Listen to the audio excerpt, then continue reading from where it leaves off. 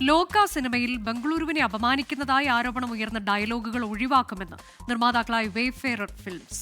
ബംഗളൂരുവിനെയും അവിടുത്തെ സ്ത്രീകളെയും മോശമായി ചിത്രീകരിക്കുന്ന ഡയലോഗുകൾ സിനിമയിലുണ്ടെന്ന് ആക്ഷേപമുയർന്നിരുന്നു.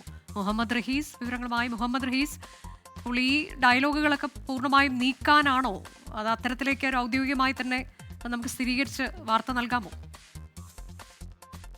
തീർച്ചയായിട്ടും അനുജ, ഈ ഡയലോഗുകളൊക്കെയും നീക്കം ചെയ്യും. അത് ഒന്നെങ്കിൽ അത് പാടെ ഒഴിവാക്കും, അല്ലെങ്കിൽ എഡിറ്റ് ചെയ്യുമെന്നാണ് ഇപ്പോൾ ചിത്രത്തിന്റെ നിർമ്മാതാക്കളായിട്ടുള്ള വേഫർ ഫിലിംസ് അറിയിച്ചിരിക്കുന്നത്. ഈ ദുൽഖർ സൽമാന്റെ ഒരു പ്രൊഡക്ഷൻ കമ്പനിയാണ്, അല്ലെങ്കിൽ പ്രൊഡക്ഷൻ ഹൗസ് ആണ് വേഫർ ഫിലിംസ്.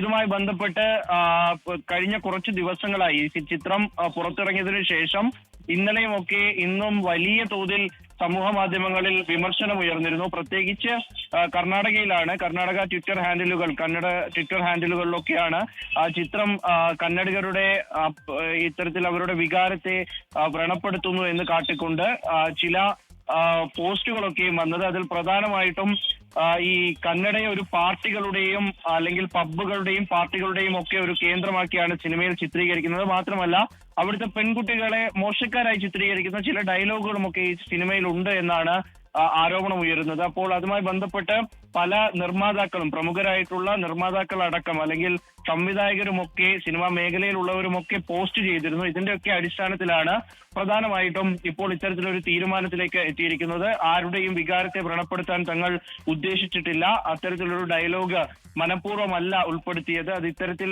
വ്യാഖ്യാനിക്കപ്പെടുമെന്ന് കരുതിയതുമില്ല. അതുകൊണ്ടൊക്കെ തന്നെയും നിരുപാധികമായി ക്ഷമ ചോദിക്കുന്നു. അതിനോടൊപ്പം ഈ ഡയലോഗുകളൊക്കെയും മാറ്റും, ഒന്നുകിൽ എഡിറ്റ് ചെയ്യും അല്ലെങ്കിൽ റിമൂവ് ചെയ്യുമെന്നാണ് നിലവിൽ നിർമ്മാതാക്കൾ അറിയിച്ചിരിക്കുന്നത്. എന്തായാലും ചിത്രം ബമ്പർ ഹിറ്റായി ഓടിക്കൊണ്ടിരിക്കുന്നതിനിടയിലാണ് ഇത്തരത്തിൽ ഈ ഡയലോഗുകളൊക്കെയും എഡിറ്റ് ചെയ്യാൻ കൂടി തീരുമാനിച്ചിരിക്കുന്നത്. അനുജ, അതാണ് ബംഗളൂരുവിനെ അപമാനിക്കുന്നതായി ചില പരാമർശങ്ങളുണ്ട് എന്ന തരത്തിലേക്ക് ആരോപണം ഉയർന്ന ഘട്ടത്തിലാണ് ആ ഡയലോഗുകൾ പൂർണ്ണമായി ഒഴിവാക്കുമെന്ന് നിർമ്മാതാക്കൾ അറിയിച്ചത്.